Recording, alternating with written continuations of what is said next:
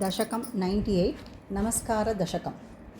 यस्मिन्नेतत् विभातं यतहिवमभवत् येन चेदं ययेतत् योऽस्मादुत्तीर्णरूपः खलु सकलमिदं भासितं यस्य भासा यो वाचां दूरदूरे पुनरपि मनसां यस्य देवा मुनीन्द्राः नो विद्युस्तत्त्वरूपं किमु पुनरपरे। श्रीकृष्ण तस्मै नमस्ते, श्रीकृष्ण तस्मै नमस्ते, श्रीकृष्ण तस्मै नमस्ते। जन्माथो कर्म नाम स्फुटमिह गुणदोषादिकं वानयस्मिन् लोकानामूतये यः स्वयमनुभजते तानि मायानुसारी बिभ्रच्छक्तिररूपोऽपि च बहुतररूपो वभात्यद्भुतात्मा तस्मै कैवल्यधाम्ने पररसपरिपूर्णाय विष्णोः नमस्ते। श्रीकृष्ण तस्मै नमस्ते, श्रीकृष्ण तस्मै नमस्ते। नोतिर्यञ्चनमर्त्यं न च सुरमसुरं न स्त्रियं नो पुमांसं न द्रव्यं कर्मजातिं गुणमपि सदसद्वापि ते रूपमाहुः।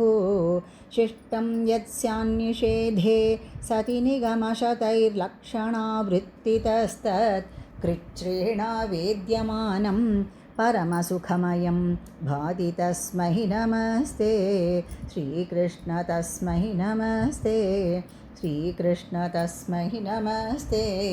मायायां बिम्बितस्त्वं सृजति महदहङ्कार तन्मात्रभेदैः भूतग्रामेन्द्रियाद्यैरपि सकलजगत् स्वप्नसङ्कल्पकल्पं भूयः संहृत्य सर्वं कमठैव पदान्यात्मना कालशक्त्या गम्भीरे जायमाने तमसि वितिमिरो भासि तस्मै नमस्ते।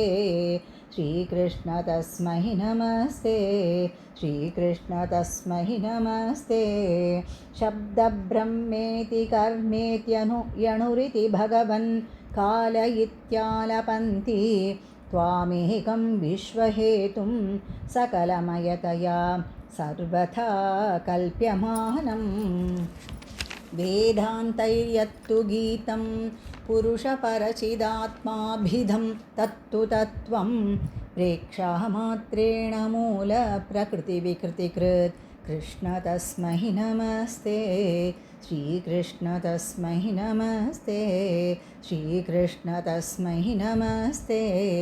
सत्त्वेनासत्तया वा न च खलु सदसत्त्वेन निर्वाच्यरूपा दत्तेया सावविद्या गुणफणिमतिवद् विश्वदृश्यावभासं विद्यात्वं सैव याता श्रुतिवचनलभैर्यत्कृपास्यन्दलाभे संसारारण्यसद्यः त्रुटनपरशुतामेति तस्मै नमस्ते।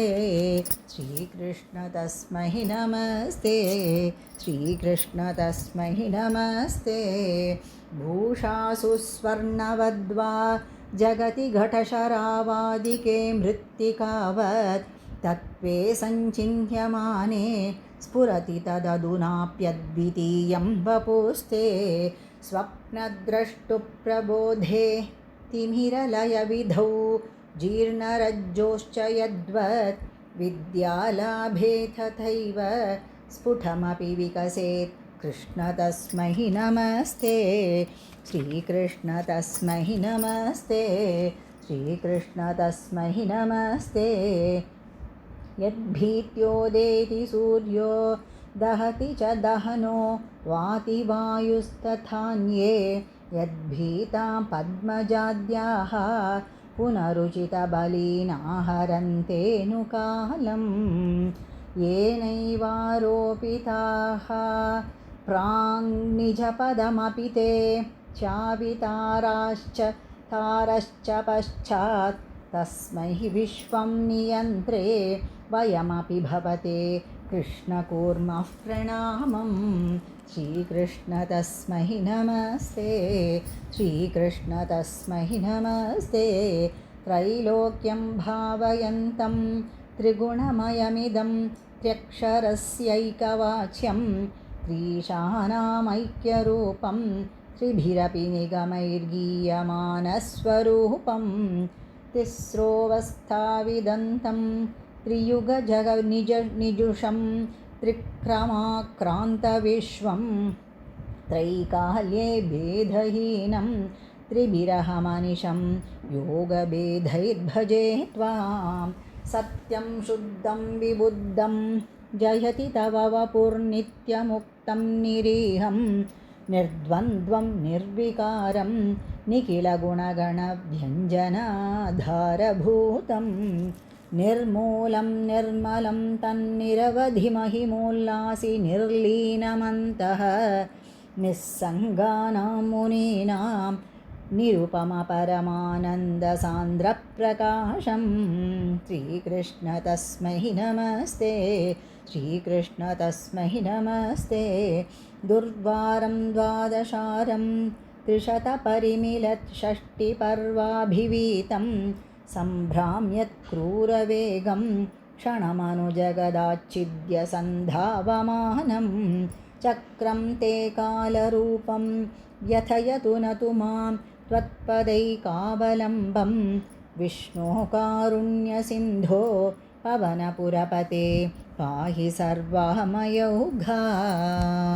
श्रीकृष्ण तस्मै नमस्ते श्रीकृष्ण तस्मै नमस्ते।